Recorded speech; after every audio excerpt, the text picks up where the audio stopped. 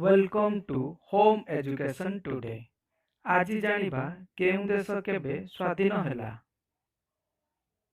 भारत 15 अगस्त 1947। पाकिस्तान 14 अगस्त 1947। अमेरिका 4 जुलाई 1776। Bangladesh 16 December 1971। Afghanistan 27 May 1919। Indonesia 17 अगस्त 1945।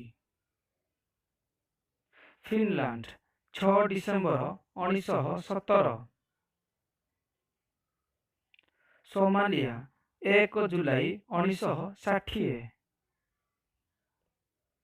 Kenya 12 December 1963।